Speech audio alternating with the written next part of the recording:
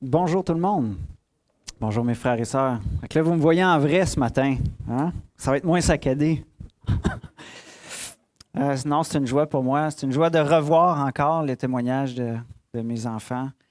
C'est une joie aussi de voir toute la célébration, comment elle nous oriente vers Dieu en passant à travers Christ. Et ça, c'est béni. Hein?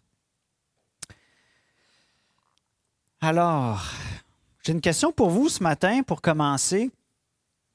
Parce qu'on a parlé de belles bénédictions ce matin, on a parlé aussi d'épreuves, de personnes qui nous ont quittés, et des fois, ce n'est pas tout le temps évident. Et comment vous vous sentez, vous, quand vous apprenez ou que vous faisiez face à une mauvaise nouvelle? Comment vous vous sentez? Par exemple, lorsque tu apprends que tu as échoué ta formation, ton examen à l'école ou ta formation pour avoir un diplôme pour une carrière ou quelque chose comme ça, comment réagisseriez-vous? Comment est-ce que tu réagirais si toutes tes tentatives pour trouver un emploi ou un logement échoueraient? Aujourd'hui, peut-être un emploi, c'est facile, un logement peut-être plus difficile, mais comment te sens-tu? Hein? Lorsqu'un ami te quitte pour de bon, parce qu'il y a un autre projet dans sa vie et ça l'éloigne de toi, lorsque tu apprends que tu vas perdre un être cher ou que ça se produit, comme plusieurs ce matin. Lorsque tu apprends toi-même qu'il te reste quelques mois à vivre, comment te sentirais-tu? Hein? Ou lorsque tous tes plans de vie tombent, ça tombe complètement à l'eau ou que tu perds toutes tes économies. En fait, quand on entend ces mauvaises nouvelles-là, que tous nos efforts échouent, on est souvent troublé. On est troublé dans notre cœur. Une grande tristesse nous envahit. Et là, on doit accepter la situation. On doit accepter aussi qu'il y a plein de défis qu'on va devoir affronter à cause de ces mauvaises nouvelles-là, dans les jours, dans les semaines, dans les mois qui suivent. On est complètement démoli quand toutes nos solutions, nos idées ne parviennent pas à faire quoi que ce soit ces mauvaises nouvelles-là. On est complètement désemparé. Mais vous savez que malgré cette réalité-là, malgré le fait qu'on a des mauvaises nouvelles dans notre vie, il y a de l'espoir. Il y a encore de l'espoir. Et on est habitué d'entendre dans notre monde, hein, « Ah, inquiète-toi pas, la vie a quelque chose de mieux à t'offrir. Tu vas sortir plus grand de cette épreuve-là. » Et vous savez que ce n'est pas cet espoir-là, bon marché, que Dieu veut nous apporter ce matin, mais c'est quelque chose de plus grand. La parole de Dieu nous donne un espoir plus grand. Et l'espoir que je désire vous annoncer ce matin, c'est l'espoir que Dieu lui-même nous communique à travers son plan parfait qu'il réalise jour après jour. Et ce plan-là nous est communiqué à travers sa parole qu'il nous a révélée. Et peut-être là, même en vous disant ça, vous vous dites, oui, mais comment ce plan éternel de Dieu cosmique à travers l'univers a à voir avec moi un petit grain de sable dans l'univers? Comment ce Dieu-là, en plus que Jésus est parti loin, là, comment ça va venir me toucher, prendre soin de moi? Qu'est-ce que j'ai à faire dans ce plan-là? Et ce matin, on va continuer. On reprend notre série qu'on a commencée sur Qui est Jésus? Qui est Jésus dans l'Évangile de Jean. Et on va regarder une petite capsule de vie des gens bien ordinaires qui sont troublés comme nous. Parfois, ça arrive aux disciples aussi d'être troublés. Et on va voir comment ils découvrent vraiment un espoir pour eux et pour nous. Et pour bien comprendre l'espoir que ces gens-là ont vécu dans leur capsule de vie, regardons un petit peu le contexte de leur vie, ce contexte-là de mauvaises nouvelles. Alors, premièrement, ces personnes-là sont les disciples de Jésus. Et c'est quoi les mauvaises nouvelles qu'ils entendent? Eh bien, premièrement,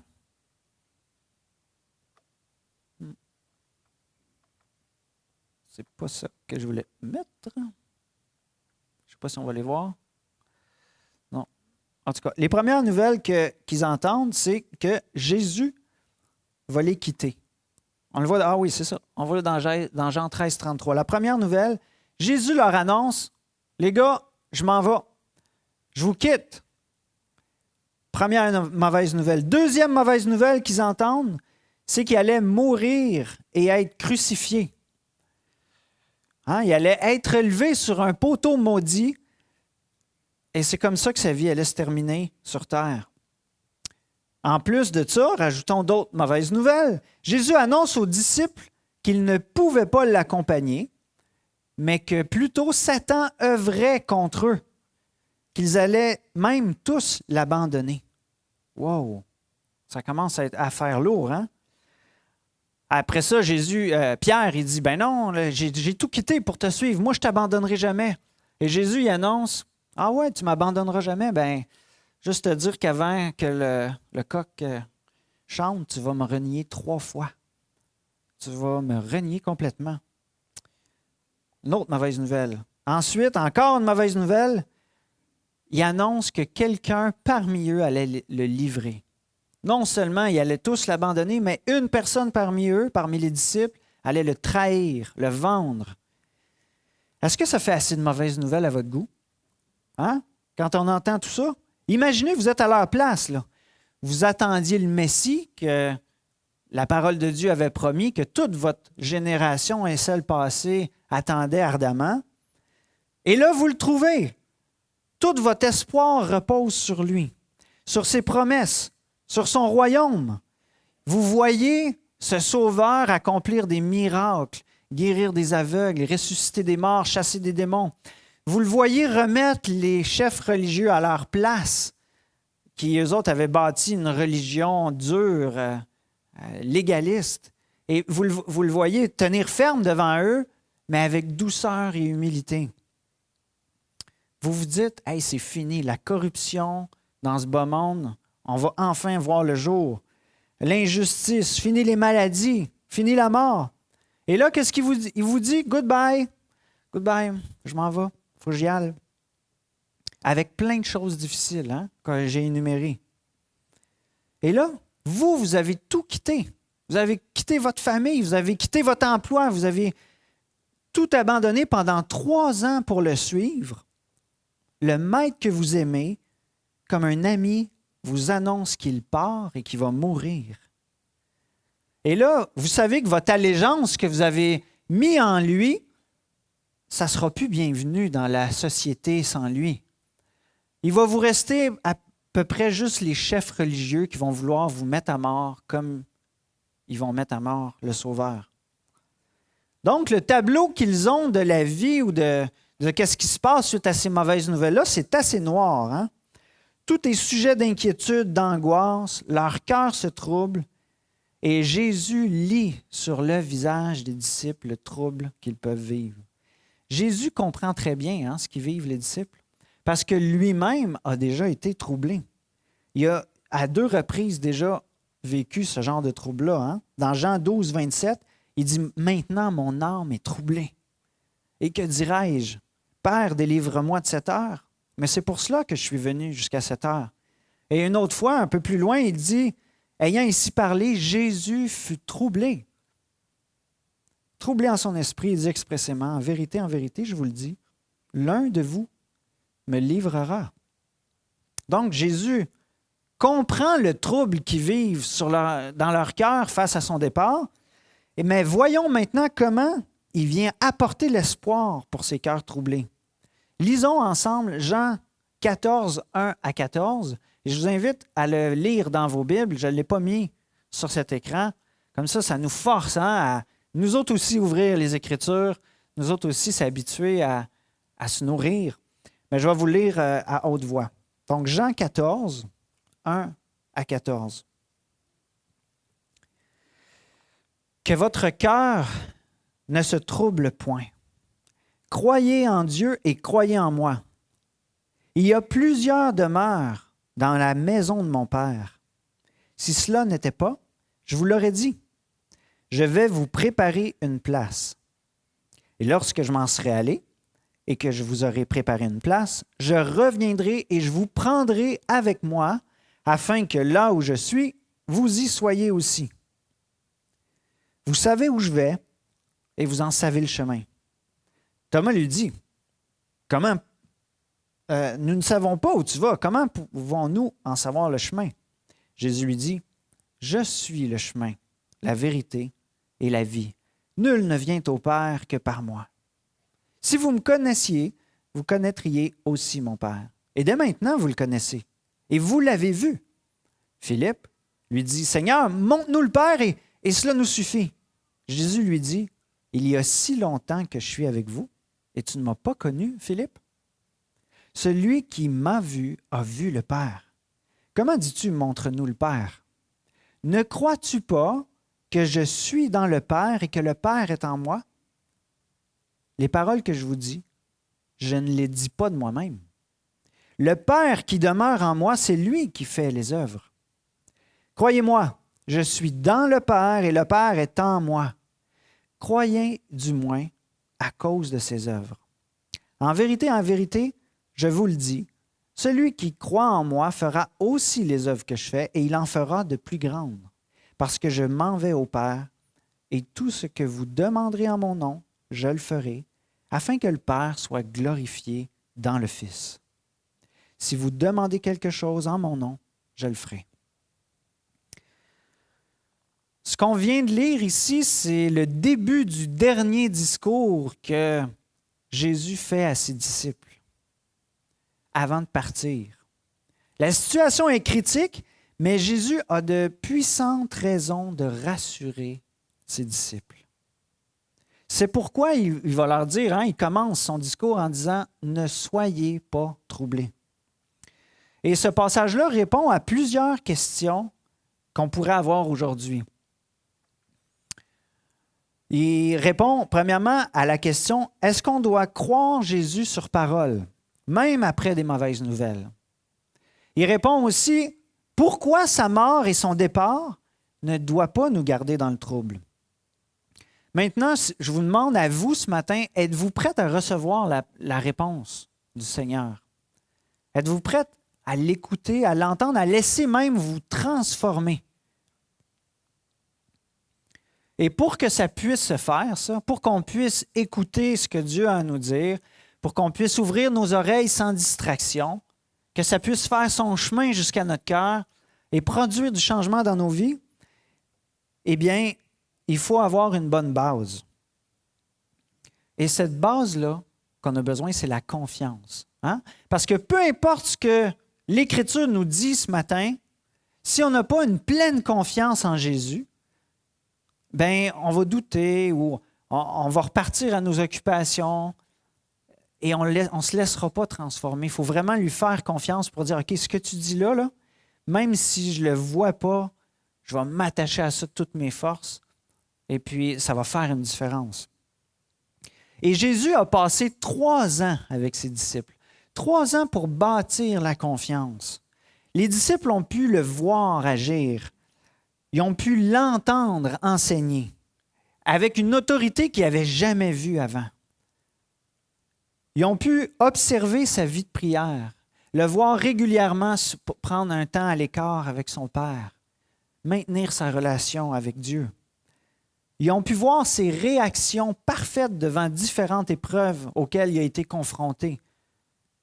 Et c'est ce que les évangiles nous témoignent de tout ce qu'ils ont vu. Ils ont vu aussi tous ses services, ses sacrifices.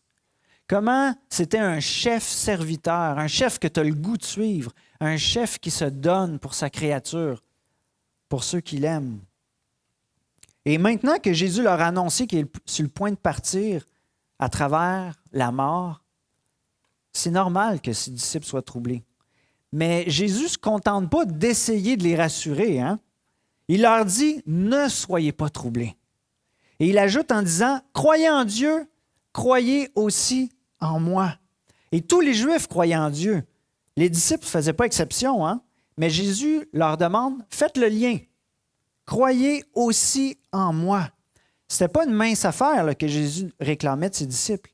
Il allait être cloué sur une croix maudite, comme un vulgaire criminel. C'est une chose de croire en Dieu, le Dieu qu'on a entendu nous aussi parler dans l'Ancien Testament, Ce Dieu-là qui a accompli des plaies extraordinaires en Égypte, qui a permis que des géants soient battus, que des murailles tombent simplement en marchant autour, de voir tout ce pays promis être complètement détruit pour que le peuple de Dieu puisse y prendre place.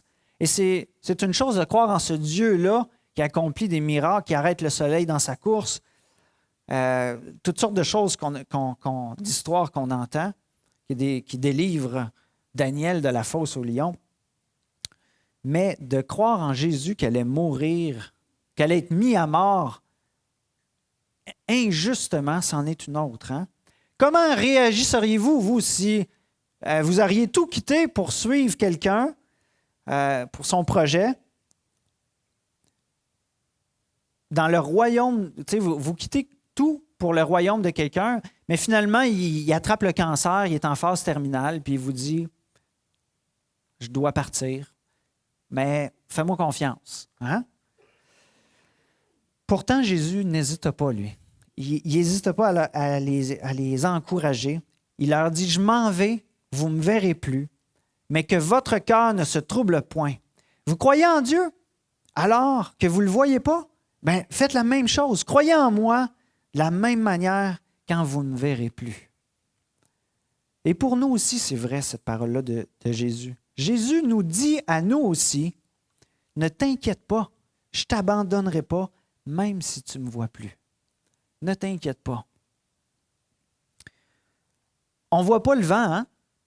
Le vent qui souffle, mais on voit les effets du vent. Et on n'a pas de misère à croire que le vent existe. L'électricité, quand vous regardez un fil électrique, vous ne voyez pas les électrons se pousser les uns les autres. Hein? Pourtant, vous savez qu'il ne faut pas mettre son doigt dans une prise électrique parce que vous savez qu'elle est là, l'électricité. De la même manière, on ne voit pas Dieu, mais on a le témoignage de ses actions puissantes. Même à l'extérieur, quand on regarde la nature, on voit la bonté de Dieu, sa puissance se renouveler jour après jour, prendre soin de sa création, malgré qu'en tant qu'être humain, souvent, on détruit son œuvre par nos fautes.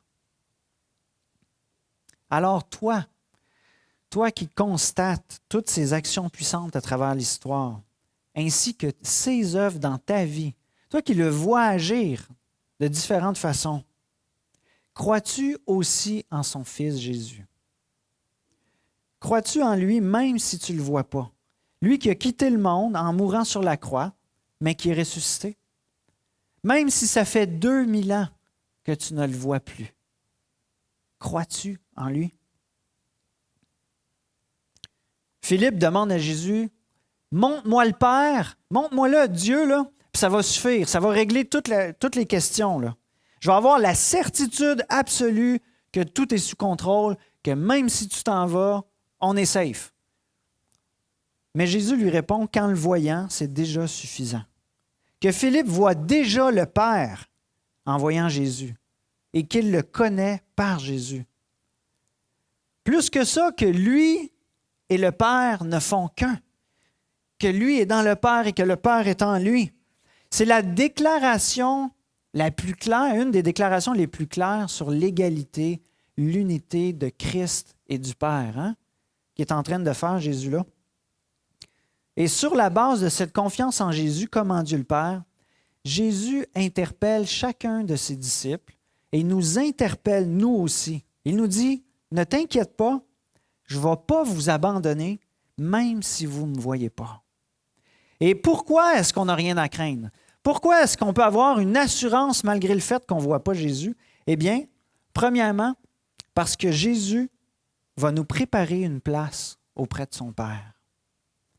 Vous savez, qu'on soit riche ou pauvre, qu'on soit en 2022 ou en 1800, de savoir où est-ce qu'on va après la mort, ça a toujours été quelque chose, une intrigue ou une angoisse même pour certains. Hein? Et plusieurs ont essayé de sortir toutes sortes d'idées pour essayer de nous rassurer, nous convaincre face à ce questionnement-là. Qu'est-ce qui se passe rendu l'autre bord? Hein? Certains vont parler de réincarnation, qu'on est juste du recyclage. Hein? Finalement, on réapparaît sous une autre forme. Le petit frère de cette pensée-là, c'est de revivre dans la planète. Hein? On meurt, on devient de la terre, on devient un arbre, on devient d'autres choses. On ne fait plus qu'un avec la planète. D'autres préfèrent croire que non, ça finit là, il n'y a plus rien après, on reste dans le trou, puis c'est final. Là. Des fois, c'est rassurant pour certaines personnes de croire ça. Ou d'autres vont dire, ben, je vais aller rejoindre mes ancêtres, je ne sais pas trop où, mais c'est ce que je crois. Et quand on souffre dans ce monde, c'est encore plus important, on dirait, la réponse à cette question-là. Qu'est-ce qui se passe? Est-ce que ça va être mieux? Est-ce que je vais avoir moins de souffrance? Je vais-tu avoir un avenir meilleur? Je vais-tu finir seul?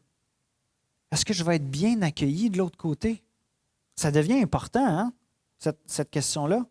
Puis quand on suit Dieu, quand on suit Jésus-Christ, quand on quitte notre ancienne vie pour le suivre lui, et qu'on souffre même à cause de ça, ça devient encore plus important. Hein? Quand tu subis le rejet, le mépris, peut-être même la persécution, à cause que tu t'associes à Jésus-Christ, à cause que tu t'es associé à lui en le démontrant même par l'eau du baptême, là, moi, je veux suivre Jésus-Christ, puis je veux le dire à tout le monde, ça devient important de savoir qu'est-ce qui se passe. Et on le sait en plus que la plupart des prophètes ont vécu des souffrances. Puis Acte 7, 52, ça c'est écrit dans Acte 5, 50, dans Acte 7, 52, c'est écrit ça. Et Jésus avait annoncé lui-même à ses disciples qu'il allait souffrir. Et il leur dit, je vous ai dit ces choses afin qu'elles ne soient pas pour vous une occasion de chute. Ils vont vous exclure des synagogues. Et même l'heure vient où quiconque vous fera mourir croira rendre un culte à Dieu. Donc, les souffrances allaient être là. Et la question de qu'est-ce qui se passe une fois que Jésus est parti devient encore plus important. Mais Jésus qui allait se faire rejeter, qui allait se faire clouer sur une croix, il l'a fait pour que chacun de nous qui avons confiance en lui, on soit assuré d'être accueillis par lui rendu au ciel. Qu'on aurait une place auprès du Père. Donc, c'est ce qu'il dit à ses disciples. Inquiétez-vous pas, il y a beaucoup de place dans le ciel. Il y a beaucoup de place auprès de mon Père et je vais vous préparer une place. Vous allez avoir une place pour chacun de vous. Ta place est réservée dans le royaume. C'est pas le fun de savoir ça? Vous savez, c'est fini le temps où tu rentres dans un autobus, puis là, il n'y a pas de place. Tu ne sais pas où t'asseoir, là, tu regardes, y a-tu quelqu'un qui va se tasser pour me laisser une petite place? Ou tu sais, ces temps-là où tu rentres dans la cafétéria, puis bon, où est-ce que je vais m'asseoir? Au ciel, ça ne sera plus comme ça. Fini ces moments-là. Ta place est gardée, elle est préparée par Jésus. Donc, tu peux arriver là en paix. Ça, c'est la première raison pour laquelle on ne doit pas s'inquiéter. Je m'en vais, mais inquiète-toi pas, il y a une place pour toi qui est réservée. La deuxième raison pour laquelle on ne doit pas s'inquiéter du départ de Jésus, c'est parce que Jésus va venir nous chercher. Wow! Jésus, en plus d'être descendu du ciel pour nous inviter à être réconciliés avec lui, en plus de nous avoir aimés, d'avoir aimé sa créature en prenant soin d'elle, en la guérissant, en plus de l'avoir aimé jusqu'à la mort, jusqu'à donner sa vie, en plus de nous offrir son pardon, il offre à chacun de ceux qui croient en lui de venir lui-même les chercher. Lui-même va revenir nous prendre auprès de lui pour nous préparer une place. Fait qu'on n'a pas juste le billet pour aller au ciel, on a aussi le transport pour s'y rendre et sa présence. Et nous qui sommes son épouse, l'Église, nous allons être dans sa présence. Et parfois, les humains se contentent de moins. Hein? On approche peut-être de la mort, puis là, on se dit « Ah, j'aimerais donc ça que ma mère, mon père, mon époux qui est décédé ou mon épouse viennent me rechercher. » Eux qui sont imparfaits puis qui sont décédés, on espère qu'ils viennent. Alors que Jésus, qui est vivant, qui est ressuscité, lui le promet. Je vais venir te chercher. Voilà, Jésus a tout dit.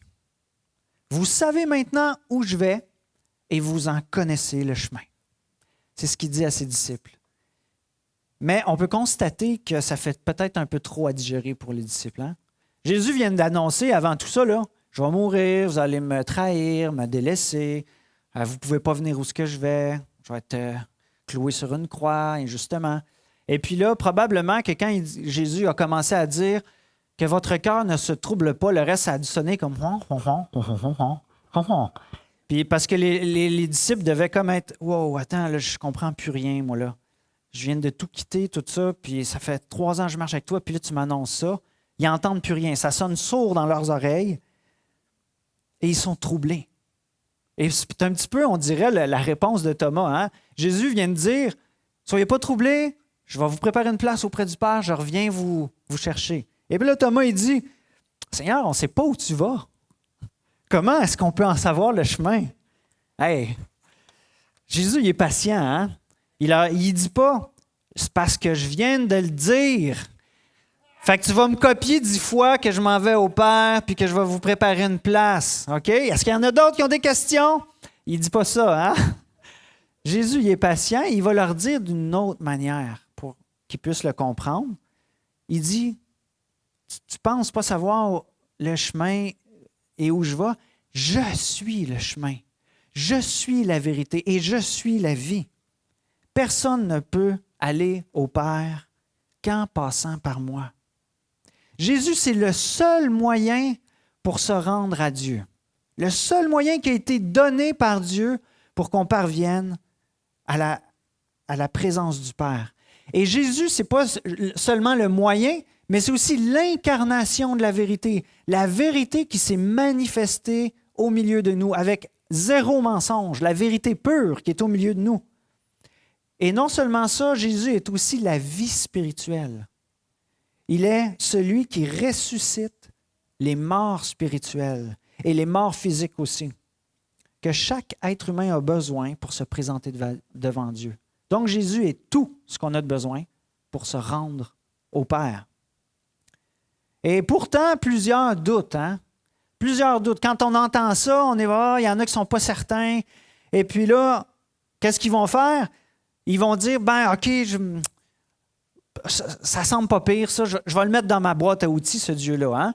Fait que là, ils vont collectionner les dieux devant la mort, là, devant la peur de la mort. Ils vont collectionner les dieux. Ils vont avoir Jésus avec eux. Ils vont avoir Bouddha, Krishna, Allah. Puis là, peut-être que si j'en ai plusieurs comme ça, être safe. Je vais pouvoir aller dans le Valhalla ou le paradis ou je ne sais pas quel nom. Là. Mais ils veulent collectionner plein de dieux dans leur vie, avoir un peu de Jésus, avoir un peu d'autres choses pour être certain d'avoir la bonne affaire. Mais la vérité ne partage pas sa place avec les mensonges. Vous êtes d'accord? La vérité ne peut pas dire, ben oui, on va inclure un peu de mensonge avec ça, puis ça va marcher. Tu crois en moi, puis tu crois aussi en mensonge. Parfait, on va faire un... Non, ça ne marche pas. La vérité ne fonctionne pas avec le mensonge. Mais et puis là, vous dites peut-être, vous trouvez ça peut-être injuste, hein, qu'il n'y ait qu'une seule vérité, puis que ça soit celle-là, que ça soit Jésus et rien d'autre. Mais vous savez, cette vérité-là, elle n'est pas juste... C'est pas quelque chose de prétentieux et distant de nous et hautain. C'est une vérité qui s'est fait connaître à chacun de nous, qui a quitté le ciel pour venir nous servir, venir nous aimer, venir mourir sur la croix. C'est une vérité qui nous poursuit de son amour. Et quand on rencontre cette vérité-là, elle nous affranchit de nous-mêmes et de nos faux dieux. Elle fait le ménage, elle enlève toutes ces fausses croyances et elle prend toute la place qui lui revient. Et si on est parfois troublé par le fait que Jésus est parti rejoindre son Père, ne nous inquiétons pas, parce qu'il va nous préparer une place, parce qu'il va venir nous chercher. Et en 3e lieu, Jésus va garder la communication avec nous. Jésus nous promet non seulement qu'il va nous préparer une place, qu'il va revenir nous chercher, mais je vais rester connecté avec vous. Et premièrement, il va le faire en nous accompagnant dans son œuvre. Que veut dire Jésus par le fait que ceux qui croiront en lui vont faire des œuvres comme lui et même des plus grandes? Et la réponse à cette question-là ne va pas être totalement répondue ici ce matin. Il va y avoir d'autres prédications dans la suite qui vont y répondre. Mais ce qu'on peut déduire à ce point-ci, c'est que la résurrection spirituelle, c'est la plus grande œuvre qu'on ne peut pas avoir ici sur terre. Hein? Jésus est venu guérir des malades, rendre des aveugles la vue, guérir des lépreux, chasser des démons. Mais vous savez, toutes ces choses-là sont temporaires parce que les gens vont finir par vieillir. S'il n'y a pas de changement dans leur vie, le démon, il va peut-être revenir.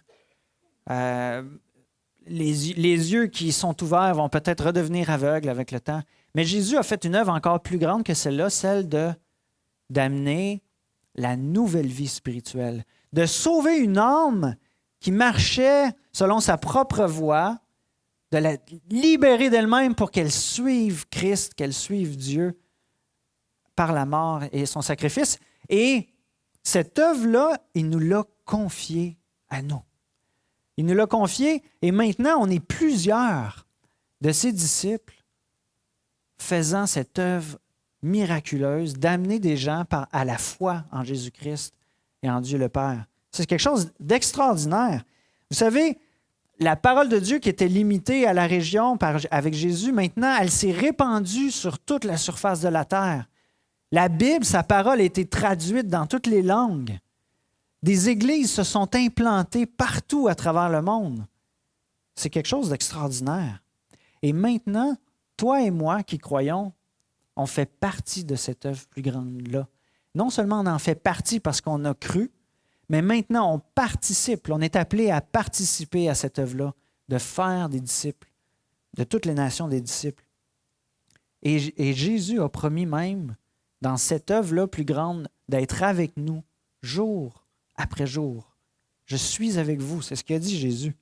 Donc, Jésus garde la communication en nous annonçant qu'on va faire des œuvres comme lui et même des plus grandes, mais il nous dit aussi qu'il va répondre à nos prières. Notre passage se termine ici par la mention que Jésus va répondre à nos prières, va répondre aux prières de ceux qui croient en lui. Que ce qu'on va demander en son nom, il va l'accomplir. Donc, qu'est-ce que ça signifie en son nom? C'est avec son autorité, en tant que ses représentants, en conformité avec sa volonté et avec son aide, avec sa puissance. Malheureusement, certains utilisent le nom de Jésus comme un mot magique pour intimider les autres, pour les tromper par des artifices, pour les hypnotiser, pour faire de la suggestion collective. Hein, certains vont dire « Au nom de Jésus », puis là, ils vont faire toutes sortes d'artifices spectaculaires pour nous tromper. Ils vont peut-être faire tomber des gens par terre. Ils vont peut-être faire croire des mensonges même. Et vous savez, ces gens-là ont déjà leur récompense. Ils ont la gloire des hommes, mais ils n'ont pas celle de Dieu. Si on fait confiance à Dieu, si on aime ses commandements, si on poursuit sa volonté, sachant que c'est lui notre bien, et sachant que c'est aussi le bien de notre prochain, alors nos prières, comment ils vont être? Ils vont être imprégnés de son amour, de sa volonté. Ils vont être imprégnés de sa sainteté aussi. Et on va le voir agir puissamment dans notre vie et autour de nous. Donc, je vous encourage, frères et sœurs, à prier, à vous encourager même à prier les uns pour les autres, sachant que Dieu, il écoute nos prières et il répond. Il sait ce qu'on a de besoin. Nous, on recherche sa volonté et on prie de plus en plus selon sa volonté afin qu'il intervienne dans nos vies, afin que son nom soit glorifié, que ce soit par la maladie ou par la guérison, que ce soit à travers l'épreuve ou en la traversant cette épreuve-là, on apprend à prier selon le cœur de Dieu. encourageons-nous. Et c'est ce que l'apôtre Pierre nous dit dans 1 Pierre 4,7. Il nous dit ceci, « La fin de toute chose est proche. Menez donc une vie équilibrée en faisant preuve de modération, afin d'être disponible à la prière. » Jésus a promis qu'il allait répondre à nos prières, mais des fois, on ne vit pas une vie modérée et équilibrée. On vit une vie qui n'a pas de bon sens, une vie qu'on intègre tellement de choses qu'on n'a même pas le temps de penser à prier. Et puis là, comment on veut que Jésus il nous dit, « Ce que vous demanderez en mon nom, je vais le faire. » Puis là, on dit, « Je ne vois pas bien Dieu agir, mais est-ce qu'on prend le temps? » Où on n'est pas équilibré, on ne fait pas de preuve de modération, on est distrait par toutes sortes de choses, on s'accumule des biens, puis là, il faut les entretenir. Alors que Dieu nous demande, « Prends le temps de prier, je vais répondre. » En conclusion, si notre cœur est troublé par les mauvaises nouvelles ou par le fait que Jésus n'est pas physiquement avec nous, on n'a pas besoin de s'inquiéter. Jésus est parti nous préparer une place auprès du Père. Et quel encouragement pour ceux qui nous ont quittés dernièrement. Hein? Là, ils ont rejoint cette place-là, déjà eux autres. Hein? Ils se préparent. Et puis, non seulement Dieu nous prépare une place, mais il va venir nous chercher. Il va venir prendre soin de nous dans l'œuvre qu'il a prévue pour nous. Et il va répondre à nos prières. N'est-ce pas merveilleux, ça? Je termine avec une illustration. Vous savez, dans le temps de Jésus, quand un homme se fiançait avec une femme, c'était leurs parents qui établissaient le contrat, puis briser ce contrat-là, ça équivalait au divorce. Donc, c'était un engagement, là, OK, je décide de me marier avec toi. Puis, qu'est-ce qui se passait dans cette année de fiançailles-là? Les deux personnes se séparaient, physiquement, on va dire ça comme ça, parce que les deux se préparaient pour le mariage. Et souvent, le mari allait construire la maison de sa future épouse. Et c'était à un mur souvent adjacent à la propriété du père. Donc, il était séparé l'homme quittera son père, sa mère, s'attachera à sa femme, mais c'était pas loin, là, tu sais. C'était pas loin des parents quand même. Et vous savez, cette illustration-là qui se passait dans le temps où il y avait cette période où chacun préparait le mariage, c'est une image en même temps de ce que Jésus est venu faire. Parce que l'apôtre Paul dit que nous sommes, nous, l'Église, l'épouse de Christ. Il dit, je vous ai fiancé, Paul, à un seul mari, pour vous présenter à Christ comme une vierge chaste, dans 2 Corinthiens 11:2. Donc, nous, on attend la venue de notre fiancé, qui est allé nous préparer cette place-là. Le Seigneur Jésus lui-même est sur le point de revenir, prendre son épouse avec elle. Le contrat a été scellé par le sang de Christ. Il est inébranlable, personne ne peut le briser. Il va bientôt venir chercher son épouse. Il va nous appeler à sa rencontre. Et il va le faire après que le nombre soit complet de tous ceux qui auront placé leur foi en lui. Donc, on va être tous ensemble enlevés vers lui. Et cette rencontre-là, on l'attend ardemment. Hein? On l'attend ardemment parce que ça va être la fin des premières choses, la fin des deuils, des cris, des pleurs, des tourments, des troubles. Avec lui, il n'y aura plus toutes ces choses-là. Donc, préparons-nous, frères et sœurs, pendant que l'équipe de musique peut revenir, là, préparons-nous pour ces choses. Préparons-nous pour ce bon jour en vivant connectés avec Dieu.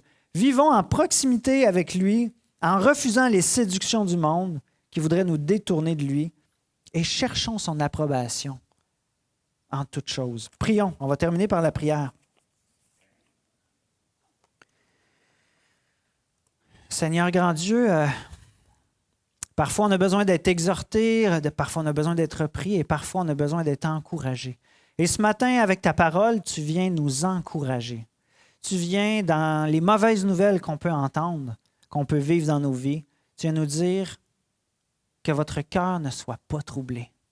Faites-moi confiance même si vous ne me voyez pas.